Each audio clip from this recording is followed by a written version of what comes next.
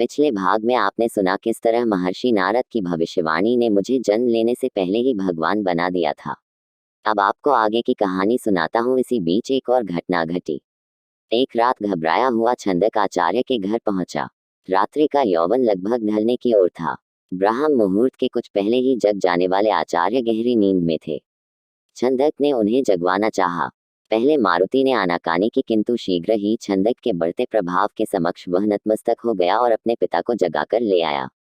क्षमा कीजिएगा, इस मध्य रात्रि में मैंने आपको कष्ट दिया। आचार्य को देखते ही छंदक बोला। कष्ट का प्रश्न ही क्यों, मैं तो चाकर हूँ। आचार्य ने सोचा, प्रासाद का आमंत्रण लेकर यह आया है, महाराज की आज्ञा है तो चलना ही पड़ेगा। महाराज की आज्ञा होती तो मैं न आता, कोई प्रासाद का प्रहरी ही आपकी सेवा में उपस्थित होता। छंदक ने मुस्कुराते हुए आचार्य की ओर देखा। आचार्य की आकृति की झुर्रियों के बीच उभरा तनाव ढीला पड़ा। वे मुस्कुराए। अच्छा, तो यह प्रासाद का नहीं, प्रासाद के बाहर का कष्ट है। विश्वास रखो छंदक, मथुरा का कोई भी कष्ट झेलने के लिए यह सेवक सदैव तैयार है। इसका तात्पर्य है कि आप प्रासाद के कार्य के लिए तैयार नहीं हैं। छंदक ने व्यंग्य किया। तब आपका चाकर धर्म कहाँ गया? मेरा चाकर धर्म प्रासाद में रहता है और प्रासाद के बाहर मैं।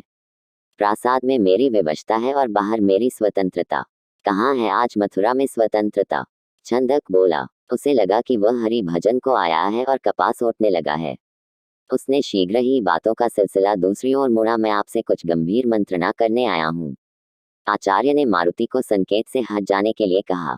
वह भीतर चला गया। बात आगे बढ़ी। मेरा विचार है कि देवकी के स्वास्थ्य की परीक्षा करने अब वैद्यराज न जाया करें।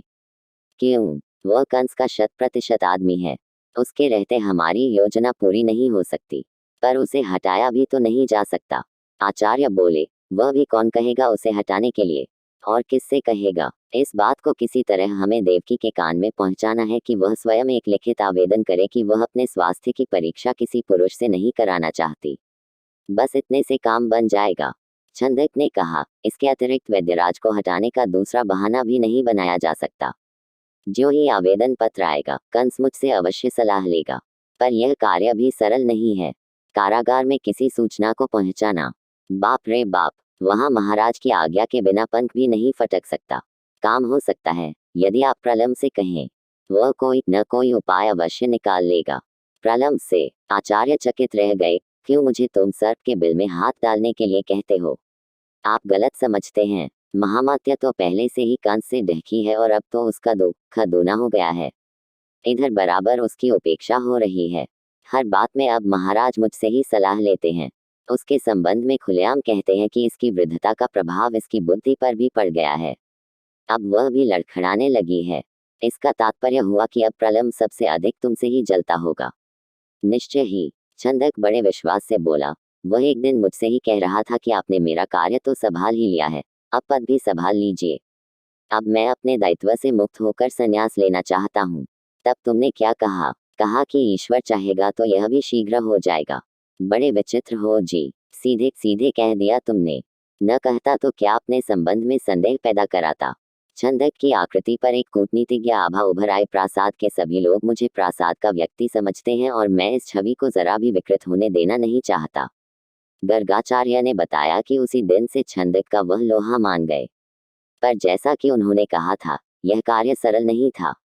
कई बार वे प्रलम से मिले भी। घंटों इधर उधर की बातें होती रहीं, पर वह मतलब की बात कह नहीं पाए। एक बार वे बहाना बनाकर महामात्य निवास पर भी गए। प्रलम ने अपना ही रोना आरंभ किया। कितने दिनों से इस राज्य की सेवा में हूँ।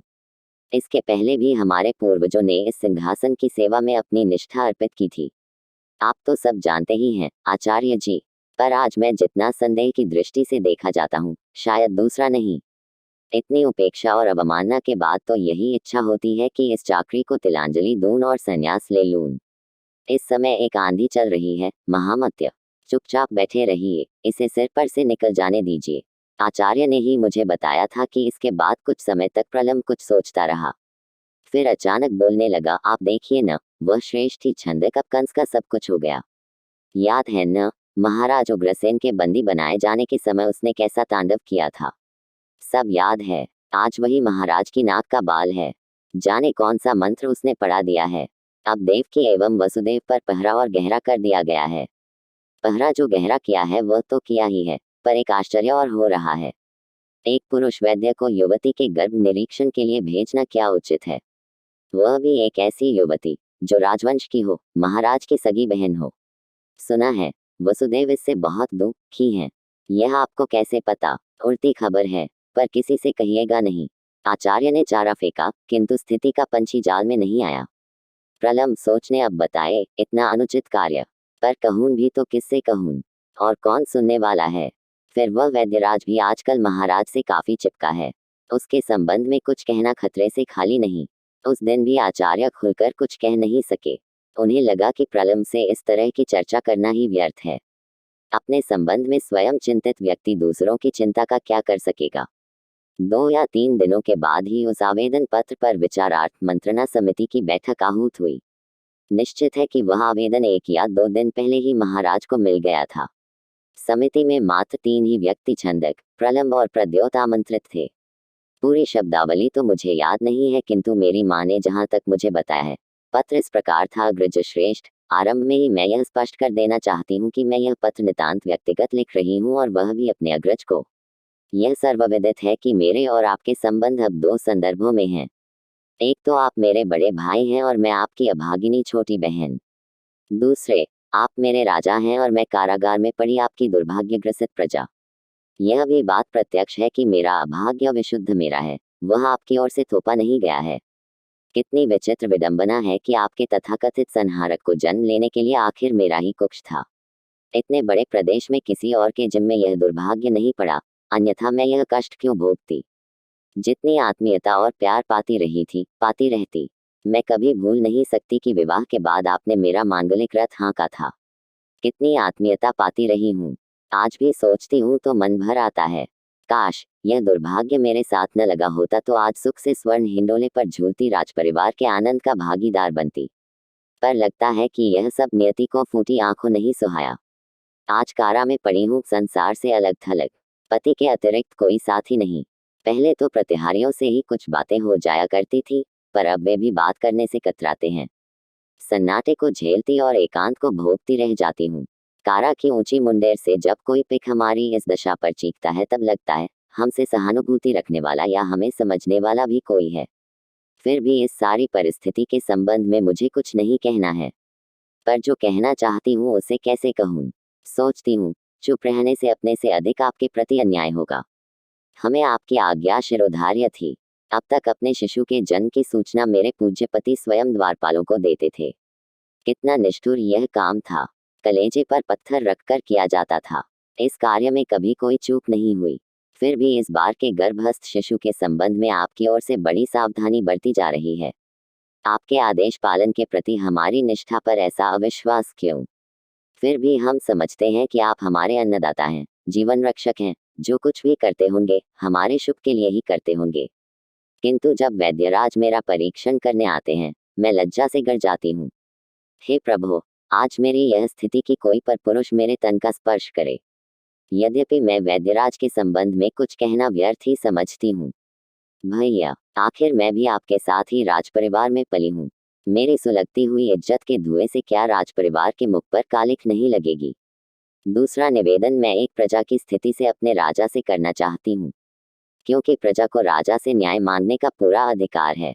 महाराजाधिराज, आप स्वयं सोचें, एक सती साध्वी के तन पर बिना उसकी इच्छा के किसी पर पुरुष का हाथ लगाना क्या उचित? आपकी हतभागिनी बहन देवकी मेरी माँ की सूचनानुसार पत्र की शब्दावली भी आचार्य जी की थी। उन्होंने पूरा पत्र ही लिखकर सैरंध्री को दिया था। माँ ने उसकी प्रतिलिपि भर कर दी थी, अन्यथा इतनी नीतिज्ञ भाषा माँ के पास कहाँ थी? पर उसमें समझ थी। परिस्थितियों की चोटें उसे बराबर तराशती जा रही थी और एक सरला के भीतर से कूटनीतिज्ञ का जन्म हो रहा था। मेरे जन्म के बहुत पहले से ही परिस्थितियों ने मेरी माँ का निर्माण आरंभ कर दिया था। मेरी सारी कूटनीतिज्ञता उन्हीं परिस्थितियों का परिणाम है, जो मेरे जन्म के पूर्व अपना जाल बुनने लगी थी। मेरी माँ का प्रतिवेदन काम कर गया। पढ़ते ही कंस विचलित हो उठा। पशुत्व के चरम विकास पर भी कंस की मानवता मरी नहीं, वह मूर्छित अवश्य थी। इस समय वह सुगबुगा उठी। उसने मंत्रणा समिति में स्पष्ट कहा, सोचता हूँ देवकी की स्वास्थ्य परीक्षा की नई व्यवस्था समाप्त कर दी जाए। क्यों? सब कुछ जानते हुए भी छंदक ने पूछा। क्योंकि यह उचित नहीं है कि एक महिला की गर्भ परीक्षा पुरुष करे। यह बात तो ठीक है।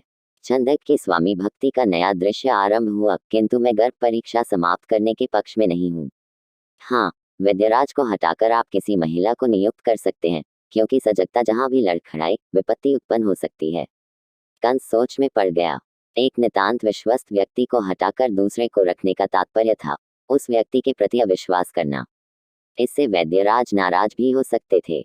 जिस तनाव से कंस गुजर रहा था उसमें ऐसी स्थिति अपेक्षित नहीं थी। परिस्थिति समझते छंदक को देर नहीं लगी। वह बोला, अच्छा हो, आप वैद्यराज को सारी स्थिति समझा दें और स्पष्ट कहें कि आप इसे अन्यथा न लीजिए। मुझे किसी महिला को ही देवकी की गर्भ परीक्षा के लिए नियुक्त करना पड़ेगा। ऐसा ही हुआ। वैद्यराज ने स्वीकृति दे दी, पर गांठ तो मन में पड़ ही गई। ऐसी अटूट कर्तव्य निष्ठा के बाद भी यह अविश्वास उसे सह्य नहीं था। यद्यपि वह प्रतिदिन प्रासाद में महाराज की स्वास्थ्य परीक्षा के लिए आता था, पर राजभवन से उदासीन ही रहता था। एक दिन कंस के प्रकोष्ठ से निकलते हुए उसका सामना छंदक से हो गया। कहिए वैद्यराज जी, प्रसन्न तो हैं? प्रसन्न ही हूं न, भगवान जिस स्थिति में रखे प्रसन्न ही रहना चाहिए। कब तक संभालता अंतर्द्वंद्व, आखिर झलक ही पड़ा। इस बुढ़ौती में भी कलंक लगना था, लग गया। कैसा कलंक? इस बूढ़े वैद्यराज पर स्त्री के तन पर हाथ लगाने का। एक वेदना भरी मुस्कुराहट उसके अधरों पर उठी। छंदक सब कुछ जानते हुए भी अनजान बना रहा। वैद्यराज बोलते गए, इतने दिनों से प्रासाद में आता हूँ, अंतःपुर में जाता रहा हूँ, महिषियों की चिकित्सा करता रहा हूँ, पर कभी किसी ने भी मेरी निष्ठा और नैतिकता पर अंगुली नहीं उठाई। आज मैं वंचित करार दिया गया। नहीं नहीं, ऐसी बात नहीं है। महाराज तो आपको बहुत मानते हैं। कोई बात हो गई होगी। छंदक ने बड़ी चतुराई से बात को मोड़ने की चेष्टा की। जरूर कोई बात हो गई है। भगवान महाराज का कल्याण करे। एक जलती आग छोड़कर वैद्यराज आगे बढ़ गए। चलो, एक जगह और आग लगी। वैद्यराज की खिन्नता पर छंदक परम संतुष्ट हुआ। वह प्रसन्न था कि जिस महाराज का मुख्य चिकित्सक असंतुष्ट हो जाए उसका जीवन ही कितने दिनों का। पर वैद्यराज ऐसा है नहीं। उसकी ईमानदारी कभी स्खलित हो नहीं सकती। सब कुछ होने पर भी वह कंस को विष नहीं दे सकता। और यदि कंस को विष ही दे देगा तो नारद की भविष्यवाणी कैसे सत्य सिद्ध होगी। अब देवकी की गर्भ परीक्षा के लिए राजप्रासाद की एक प्रमुख परिचारिका सुवासिनी नियुक्त की गई। यथा नाम तथा गुण वाली सुवासिनी कंस प्रासाद की गंधवाहिका थी। बहुचर्चित और आकर्षक व्यक्तित्व वाली। विभिन्न पुष्पों की गंध एकत्रित करना और उसे राजप्रासाद में पहुंचाना उसका काम था। सुगठित शरीर, यष्टि और गौर वर्ण वाली। इतना कहने मात्र से उसके सौंदर्य के प्रति न्याय नहीं किया जा सकता। यही समझिए कि बंदूक पुष्प की अरुणिमा को नवनीत में मिलाकर बनाई गई नितांत कोमल तथा सजीव पुतलिका थी वह। मुस्कुराती थी तो फूल झड़ते थे। अपनी चाल से हंस को भी लज्जित करने वाली यह निंद्य सुंदरी मंद गंधवाह की तरह जिसकी बगल से निकल जाती वह सुवासित हो जाता था। अनेक हृदयों में समाये और अनेक आंखों पर चढ़ी यह राजसेविका काजल की कोठरी में रहकर भी उसकी कालिमा से अस्पृश्य रह लेती थी। यही उसकी सफलता थी, जो उसकी प्रकृति बन गई थी। वह अपने काम से काम रखती, न किसी से व्यर्थ बोलना और न किसी से व्यर्थ अपेक्षा करना। यदि राजकर्मचारी की आवाज कभी उससे टकरा भी गई तो उसके सलज कपोलों पर रक्ताप कमलों की ललाई दौड़ आती और वह सिर नीचा किए चुपचाप आगे बढ़ जाती। ऐसी थी सुवासिनी, जिसके नाम, काम और व्यक्तित्व सभी में फूलों की गंध बसी थी। कंस की यह अत्यंत विश्वस्त परिचारिका मेरी माँ की बाल सखी थी। जब से वह कारागार में डाली गई तब से वह बड़ी दुखी थी। शांत ज्वालामुखी की तरह भीतर जलती हुई भी वह अपने ऊपर हरियाली ओढ़े रहती थी। इसीलिए जब उसके नाम का प्रस्ताव छंदक ने किया तो कंस उसका विरोध न कर सका। फिर तो सुवासिनी रोज मेरी माँ से मिलने लगी। गर्गाचार्य ने मुझे बताया कि इसके बाद वह छंदक की कूटनीति का लोहा निश्चित रूप से मान गए। उसने एक तीर से कई शिकार एक साथ किए। वैद्यराज को महाराज की ओर से असंतुष्ट कराया, मेरी माँ और सुवासिनी जैसे दो पुराने मित्रों को मिलाया और कंस को गंभीर भुलावे में रखा। ज्यों ज्यों मेरी माँ के 7वें गर्भ का दिन पूरा होता गया त्यों त्यों कंस की सजगता बढ़ती गई। यहाँ तक कि उसने मगध के राजकुमार वृकन को भी बुला लिया। शासकीय सावधानी और उसके आतंक से मथुरा थर्राने लगी। लोग समझने लगे कि देवकी का 7वां गर्भ उसके अन्य गर्भों की अपेक्षा अवश्य ही अधिक महत्व का है। ऐसी ही एक भयग्रस्त संध्या को यादवों का एक वृद्ध सरदार बाहुक अंधक राजभवन में आया। लगभग 90 वर्ष का यह बूढ़ा एक यादव युवक का सहारा लेकर आया था। बाहुक प्रद्योत के पितामह का भाई था। उसे प्रद्योत का पितामह ही कहिए, क्योंकि प्रद्योत के पिता और दादा बहुत पहले ही स्वर्ग सिधार चुके थे। इस आगमन में बाहुक ने प्रद्योत से कोई संपर्क नहीं रखा। वह सीधे कंस से मिला। कंस अपने प्रमोद उद्यान में टहल रहा था। महाराज की जय हो। अरे तात आप। कंस ने मुड़कर देखा, तब तक प्रद्योत भी आ गया था। आखिर आपने कष्ट क्यों किया? एक लता प्रकोष्ठ की ओर बढ़ते हुए कंस बोला। केवल आपसे बातें करने के लिए। बाहुक की भर्राए आवाज वृद्धता से बोझिल और मनस्ताप से जल रही थी। आज तक मैंने आपसे कभी कुछ नहीं कहा। अब जीवन की सांध्य वेला है। पता नहीं सांसों का यह क्रम कब टूट जाए। सोचता हूँ एक निवेदन करूं। कहिए कहिए। कंस बोल तो पड़ा, किंतु उसे लगा कि बूढ़े की इतनी लंबी भूमिका के बाद कुछ अप्रत्याशित घटने जा रहा है। मैं चाहता हूँ कि आप प्रायश्चित कर डालें। किसका प्रायश्चित? किसके लिए प्रायश्चित? अपने कर्मों का प्रायश्चित। बाहुक की ध्वनि और गंभीर हुई। और अपने कर्मों के लिए प्रायश्चित? आप विश्वास नहीं करेंगे, आचार्य ने मुझे बताया कि कंस बाहुक अंधक को कुछ क्षणों तक एकटक देखता रह गया। उसके नेत्रों से चिनगारियां छूटती रहीं। इसका तात्पर्य है कि मेरे कर्म निंदनीय हैं। इसमें भी कोई संदेह है महाराज? जो अपने पूज्य पिता को बंदी बनाकर सिंहासनारूढ़ हुआ हो, जिसने मथुरा में खुलेआम रक्तपात किया हो, जिसके आतंक के समक्ष भयग्रस्त हो प्रजा मौन हो गई हो, उसका कार्य निंदनीय नहीं तो और क्या है? कंस को कभी विश्वास नहीं था कि उसके मुंह पर भी कोई ऐसा कहने वाला हो सकता है। वह एकटक बाहुक का मुख देखता रह गया। यदि कोई और होता तो वह उसे कच्चा चबा जाता। वह पता नहीं क्यों खून का चूंट पीकर रह गया। वह बड़बड़ाया, मेरे कार्य निंदनीय ही रहने दीजिए। मैं प्रायश्चित नहीं करूंगा। आपको अवश्य प्रायश्चित करना चाहिए। कम से कम नारद जी की भविष्यवाणी झुठलाने के लिए तो करना ही चाहिए। इसका मतलब है कि मैं स्वयं प्रायश्चित करके अपनी मृत्यु का आमंत्रण करूं। मृत्यु का नहीं, पुनरुज्जीवन का। जलते हुए कंस पर बूढ़े की हंसी झंझनाती निकल गई। वह बोलता गया, विश्वास करें, आपके प्रायश्चित के बाद हम एक दूसरे कंस को देखेंगे, जो दीनों पर दया करने वाला होगा, जो पितृभक्त होगा, प्रजापालक। बंद करो इस बकवास को। क्रोध का प्रबल वेग कंस के धैर्य को ढहाता बह निकला। वह चीख पड़ा, निकाल बाहर करो इस बूढ़े को। बाहुक अब भी खड़ा मुस्करा रहा था। मैं कह रहा हूँ, अभी निकाल बाहर करो इस मूर्ख को।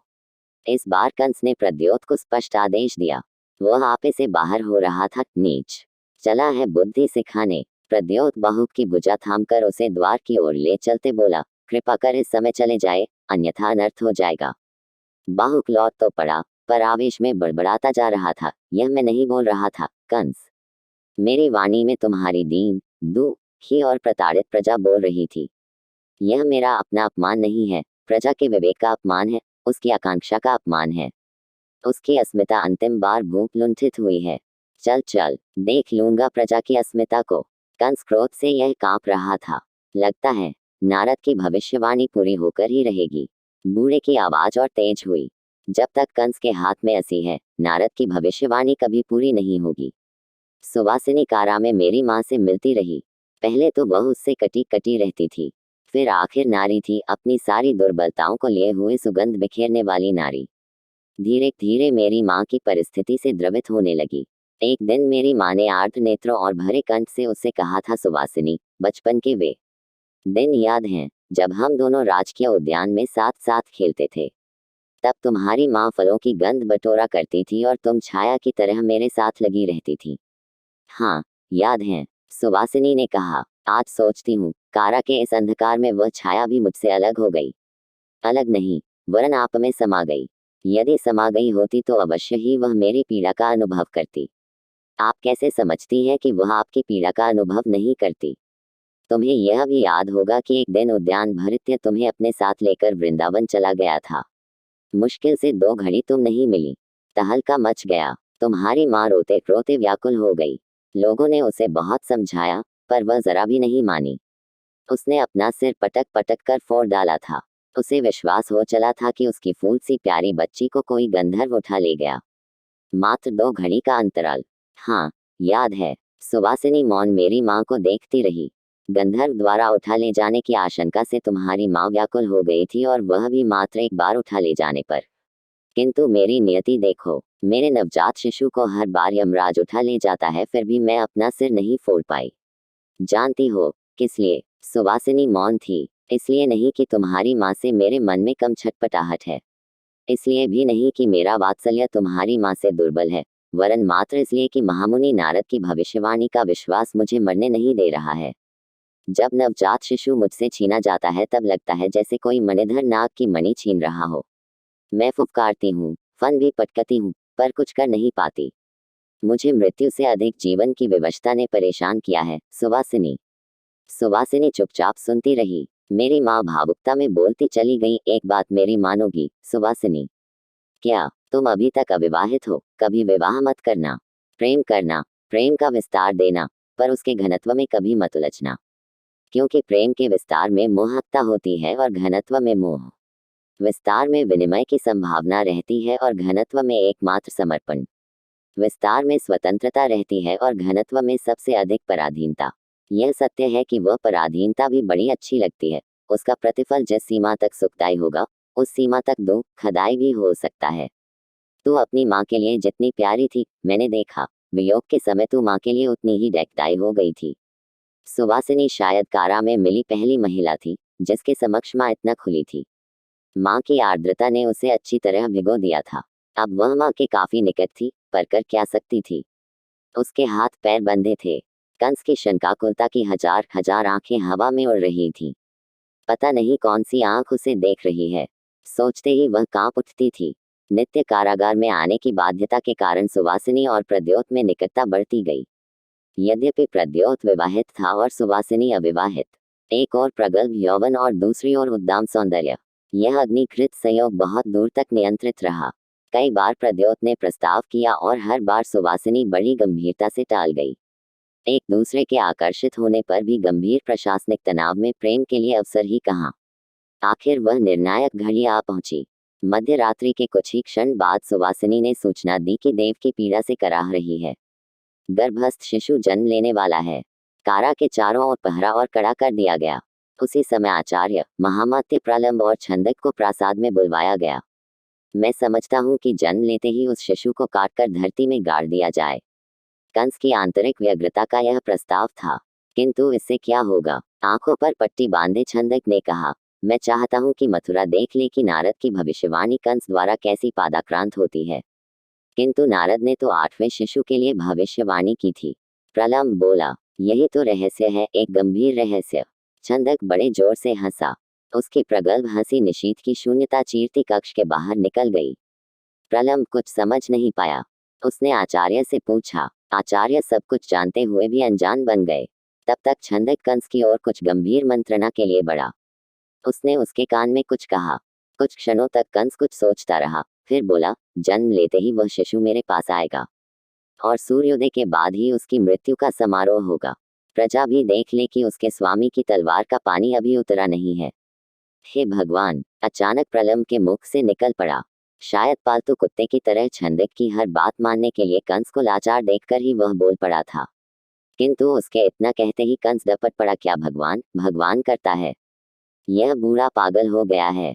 अरे, भगवान का अस्तित्व तभी तक है जब तक हम उसे स्वीकार करते हैं। आतंकित होने पर भी कंस का अहंकार अपनी चरम सीमा पर था। आप लोग जा सकते हैं, किंतु अगली सूचना तक आप महल में ही रहेंगे और सूर्योदय के बाद ही प्रासाद प्रांगण में इस मरण समारोह की व्यवस्था भी करेंगे। मैंने जो कुछ सुना है, उस आधार पर कह सकता हूँ कि मथुरा ने ऐसी विभीषिका शायद कभी नहीं देखी और न कभी जनजीवन इतने आतंक से गुजरा था। सूर्योदय के पूर्व से ही मथुरा के राजपथ पर ही नहीं वरन वीथियों में भी सैनिक प्रदर्शन आरंभ हो गया था। प्रजा के लिए घोषणा करा दी गई थी कि आज नगर में कोई भी अस्त्र शस्त्र लेकर नहीं निकलेगा, पर इस मरण समारोह का द्वार सबके लिए खुला था। आज सोचता हूँ तो मुझे कंस की मूर्खता पर हंसी आती है। वह मृत्यु को ही अपना शत्रु समझता था, जबकि मृत्यु जीवन का एक पक्ष है, पुनरुज्जीवन का द्वार है।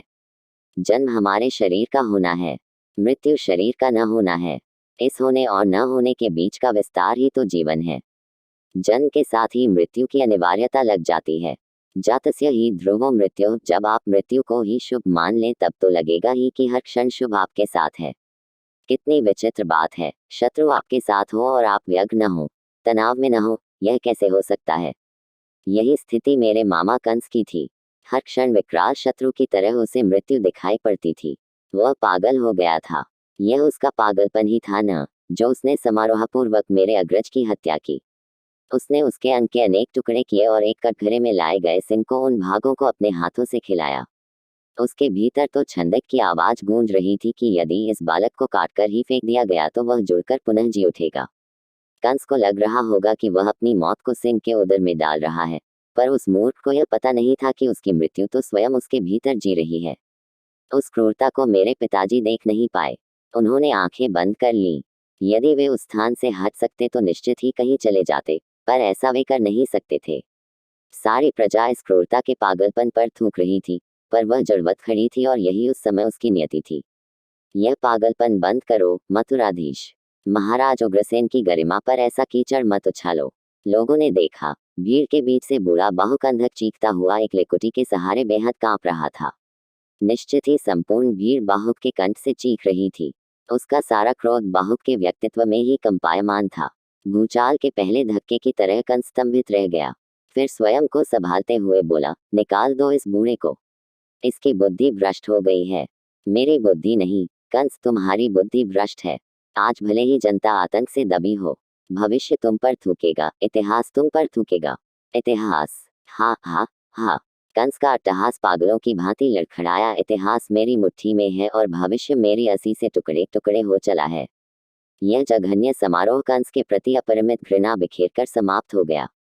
मगध से आए जरासंध के परिवार के कुछ लोगों को छोड़कर शायद मथुरा में कोई ऐसा नहीं रह गया जिसकी सहानुभूति कंस के प्रति अब शेष रह गई हो। कुछ ही समय बाद शिव मंदिर के परिसर के रसाल कुंज में छंदक आचार्य से मिला और बड़े रहस्यमय ढंग से मुस्कुराते हुए बोला, देखा गुरुदेव, आपने अब मेरे चिनगारियों की फसल लहलहाएगी और उस मूर्ख राजा की सारी सजगता देवकी के 8वें पुत्र से हट जाएगी। सचमुच उस दिन छंदक बड़ा प्रसन्न था। उसने कंस के आग की अग्नि में अपनी कूटयुक्ति की समिधा झोंक झोंक कर उसे ऐसा प्रज्वलित कर दिया था कि कंस की सारी बुद्धि और चिंतना भस्म हो गई थी। वह अपना मस्तिष्क खोकर अब छंदक की मुट्ठी में हो गया था। कितनी बड़ी सफलता छंदक को मिली थी। वह अपनी आंखों पर पट्टी बांधे पागलों की तरह आम्र की एक निचली डाल पर झूल रहा था। मथुरा सोचने के लिए विवश हो चुकी थी कि इस क्रूर अत्याचारी से मुक्ति अब भगवान के बिना कोई दिला नहीं सकता। परिस्थितियों ने मेरे जन्म के पूर्व मेरे भगवान की अवधारणा को पैदा कर दिया था।